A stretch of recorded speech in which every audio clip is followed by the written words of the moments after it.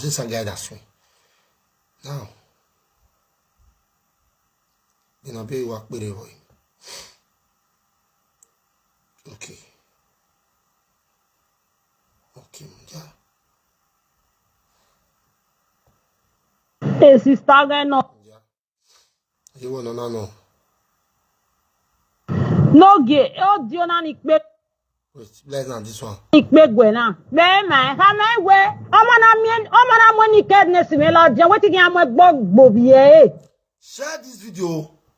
Almost what? Can't listen to Abi what they talk now. Because you lied on her. Say Abi what they show you Toto.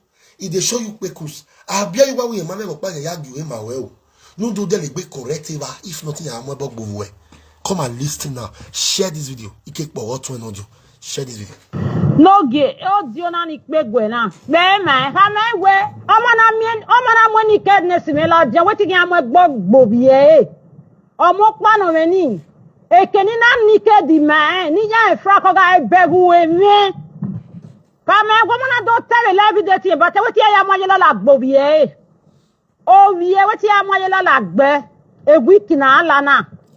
Almost you know say Abi you know your pikin. He get a picture. You dey feel am. You know a pride here gbedo ta. But this woman is serious so. Ege ya mo bog bovu You know say your lie. You know they use sense to the lie. As far as say Sylvia don't disgrace you. Very Sylvia disgrace you say is enough for you to get sense. Oh you more about Abi. She be here Abi wala. Or you want direct when you make one map. Me Abi wa the chat. Eh? Abi wa no able with the chat. She supported me during my marriage. Everything. We have been chatting since February this year. February. Hey, my case on chat. February. No gay. Oh, do you not expect when now? Be man, how many way? I'm money cadness me la. What you get my bog Omo pa no meni. Ekeni na nike di man. Ni ya efra ko ga begu emi. Kama go na do tell live date but what ya mo yela la gbobie. You see now.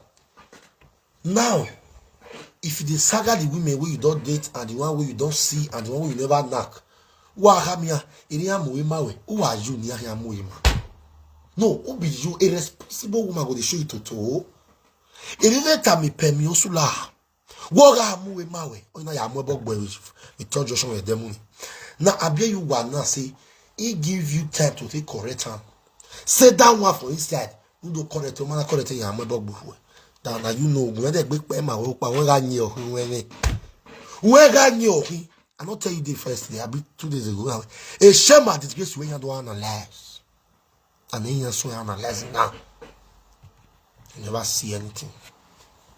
No gay. Oh, do you not expect when now? Be man, how many way? I'm money cadness me la. What you get my bog Omo pa no meni. Ekeni na nike di man. Ni ya efra ko ga begu emi. Kama go na do tell live date but what ya mo yela la gbobie. O wie what ya mo yela la gbe. Egwi kina ala na. Be nu ta man. Una hear what Abi wa talk. Now you know if you do anywhere could we me. What come if you don't love your preaching, now you know. Okay, now my people, after almost don't laugh Abi you ahead. Say Abi you want use money to scatter a family. Abi you now have to call the elder sister of Omozo. Not the Omozo be saying the elder sister Uyira we then 1 year and voice now. Share this video, give me love and like. As we speak right now, there is fire in Omozo's family. Ezo degbiri. Oviera yine movira, oviye yine moviye. Oviera yagbira gode because of Omozo. And you don't use your sense. Say, we sugar who ni me marry na, although see any me na do aso abeg. Uyeti Kevin my wife. What have you achieved from that woman? Nothing. What has she achieved from you? A lot. Ogbari mo no mabie. Udefo ni mo no mabie. Uti Kevin my son. A lot. A relationship with Kevin wow. Break it then now. Iye Kevin, iye you were at be. Iye Kevin like keep page or even me follower or two no here lile. better you not gonna feel way till you could use you. They compare me. Me. You may compare the way. Me no give matter. Wa bell about life. More listen to Omozo and that sister. Bloggers, Wafima. I love you. Down you. Hello, mama. Koyo. Omozo and that sister. No, they will call him. Frankie, where women do disturb wawe or wow. When me go when I live video, te bone gbe, do te bone je, te bone awo ti on ije. Women do disturb wa. Women at you where when I come here where me. If you see this audio now, I bear you what the insult Frank Omozo elder sister for a present, because this is an insult. I bear you what called Frank Omozo elder sister, and I bear you what begin to say Frank Omozo the insult i papa, i mama. Not be the same papa and Frank Omozo be. For this girl to talk, say, mama, who wait your body, mama, who wait your body, Mary, and now war over there. This one you're quiet, ego, a bohame. When I listen again, what damn you? Or you not be why you family again, what damn you? Hello, mama. Koyo. No, they will call him. Frankie, where women do disturb wawe or wow. When me go when I live video, te bone gbe, do te bone je, te bone awo ti on ije. Women do disturb wa. Women at you where when I come here where me tam where me be who we tam here. What thing bright te bonia ya wa rimo se ni bright na te bonia. Me ye te brighter.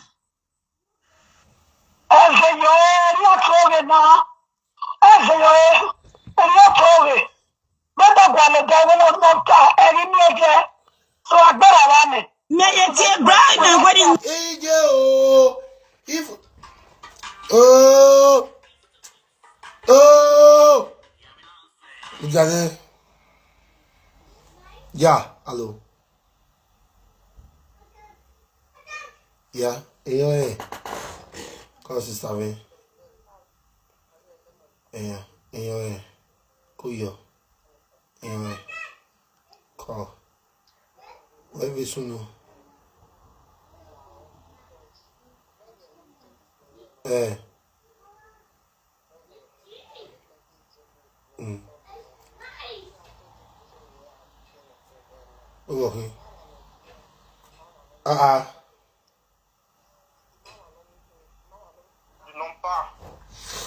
Not you, because this time around you have to catch strong. I'm not using a bit them, you have to talk to me. No, you have to let because me have women phone, but I have to do my work. I don't know about what they do my work. No, using a bit them, you have to talk to me. They didn't help me, not that I'm only with things I know how we do, I know how we do target me. And after the corner, I had no barrier. The confession of barrier with by or now with you. I'm not sure when that way for another motor that way. Because you have got another way better, no power. I thought, drop forward the push over, drop forward the young phone. Because the man take color the back. This is the and I get ex-girlfriend Ogo Daffy Becky. Abi Elgumegwana. Oh, I don't get a picture of me with me. I am a bug. On a year picture of me. Oh, I don't get a picture of me. Everybody's arrest. As arrest. Oh, now.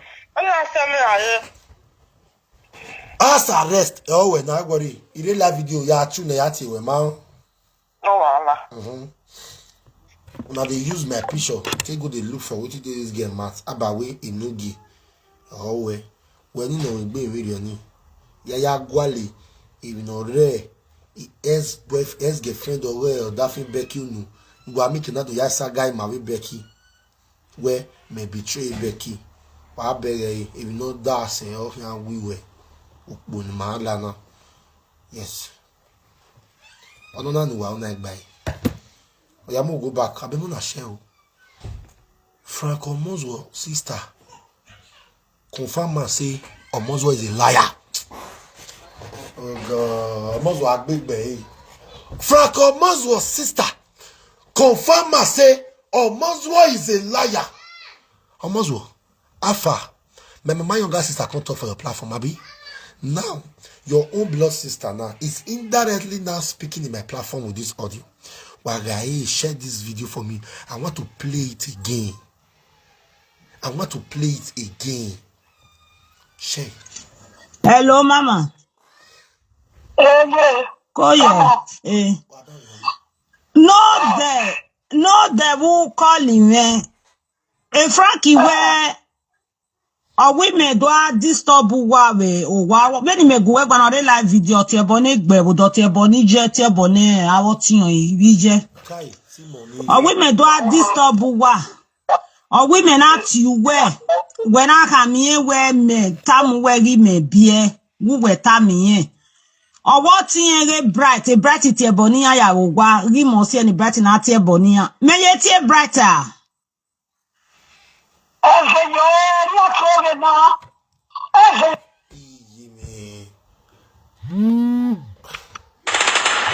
your cut according to your size. Not before you don't get material. There's the thing is belief. Hello. Oye. Hello. Oye. Hey. Okay.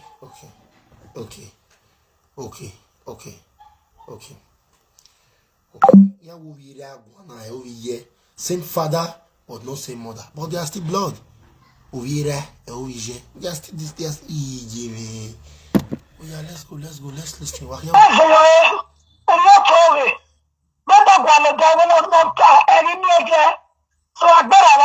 May it be bright and wedding nowhere. May it be bright here. Hey. May it be your side, media. May it be Warokma.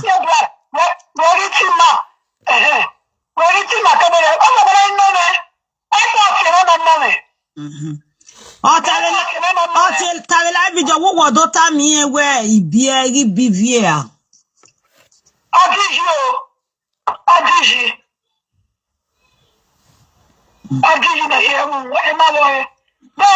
Oh, Magwaga video now.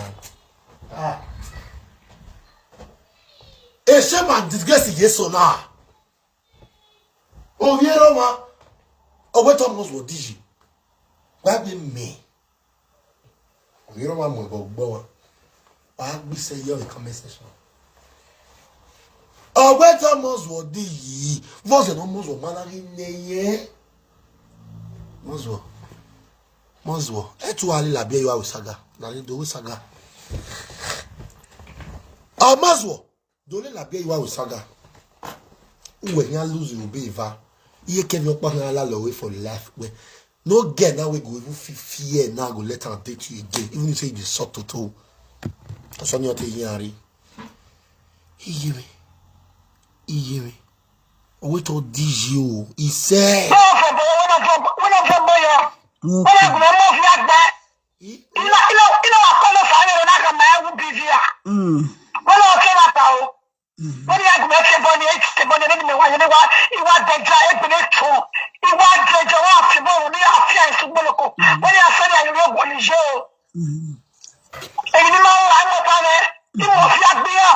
Okay. Olaja live video view picture me. Iye me oviera we am of yagbe.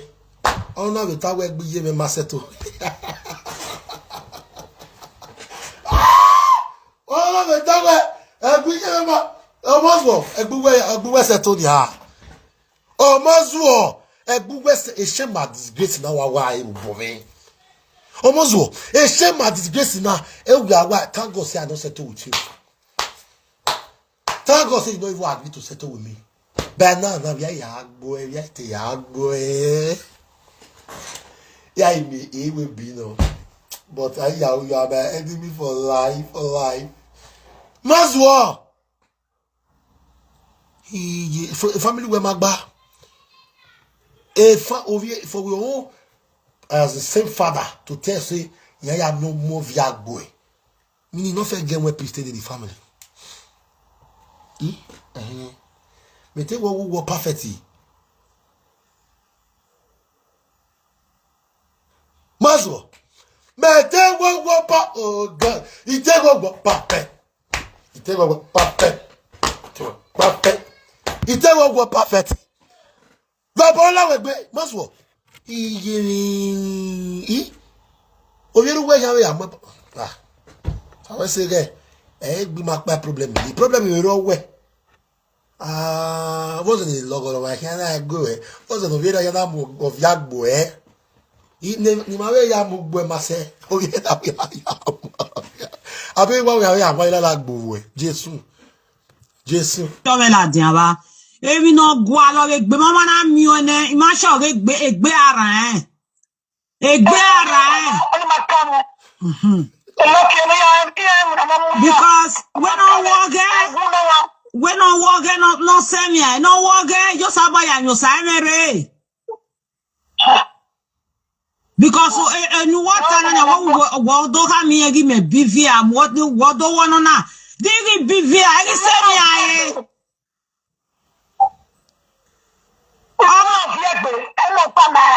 Ibiene ye bio mare ne oke. Abi owo win egbe emu ye.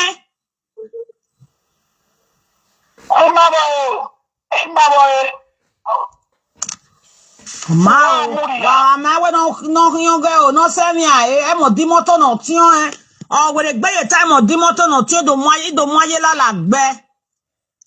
Ido mo boy ya se gbe. No se mi re kun. Abi ọmọ ni ya kun igo be mi po na.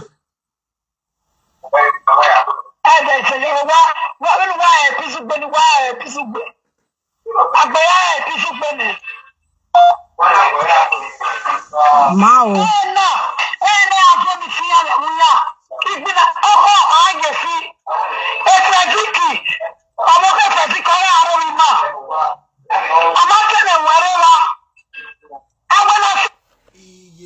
You know your thing this woman talk.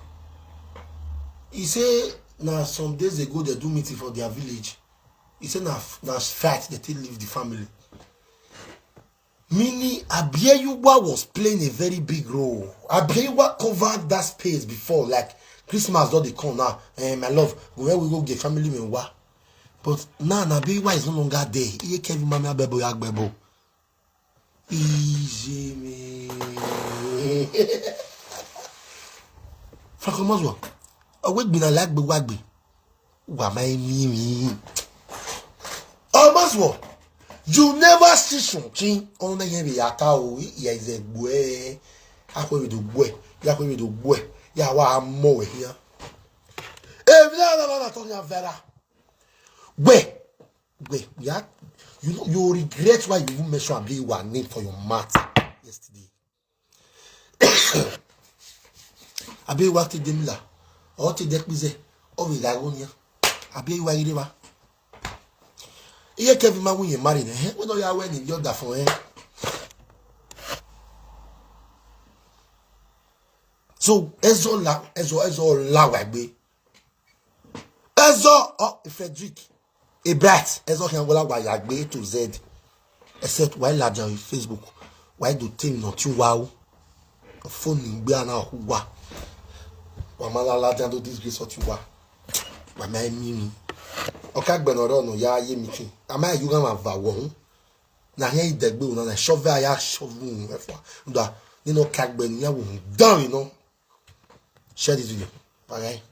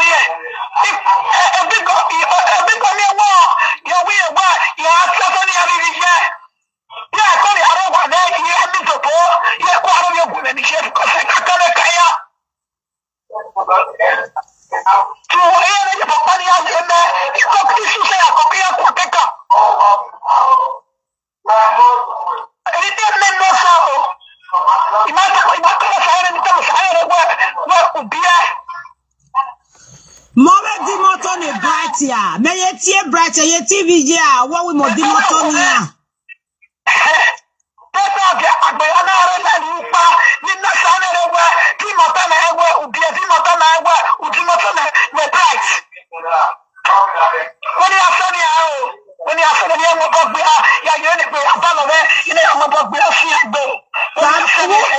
Bright, o ma ikpe ni megi tie ave bright say. O tawe la video ko we ba.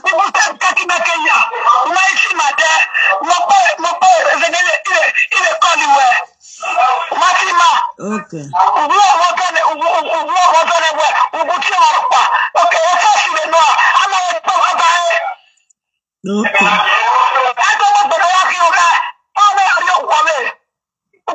Well, yeah, matter.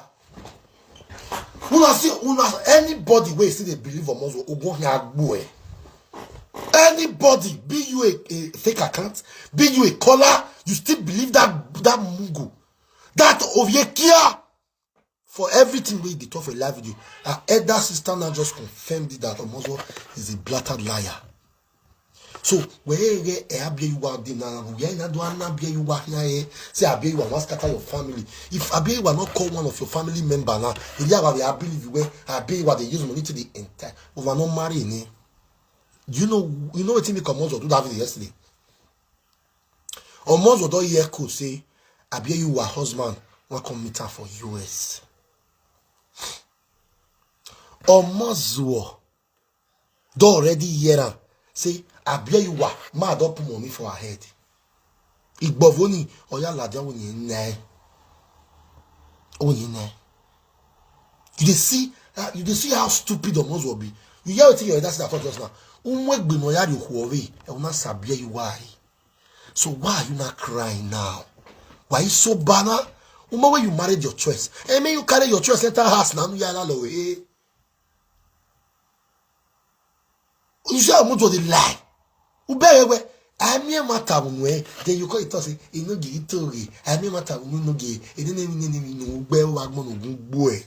Nsalu awagmo. Nyere bun we nya. Remember me, this is just the beginning.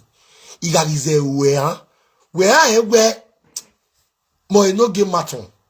Okay, e ma we na agbe ogbodo bodo. Just take a good look at how your shame and disgrace came. 2 days ago, I time we is your way. But if it's a frustration where I 2 days ago, my way I can play the video. To a waiting battle. 2 days ago, my what time any frustration we marry. It never even reached 3 days. Frustration wearing it. Shame and disgrace you wearing. Why are you not poking and being you? You say you are a married man. Why you poke and being you? Don't tell me. Don't come and say. Don't come and come and confess. Wow, na negberi your bar. You just settled down. Come on, after you don't drink, finish yesterday. You ended up with a be where you are going. Hey, why am I married? Because the life for your head.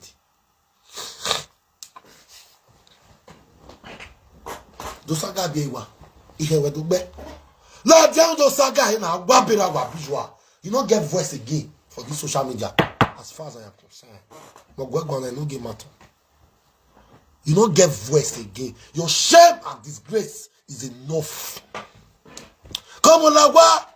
Ugbe o magmo. Yere ogwe. Egwe. You know we atame ko bete wederio. Say no be say no say na ko bete na Bruce na ko na ko bete no be say no say na Bruce kia na get J boy. Yeah, saga. You know we are give udoni. We even we ta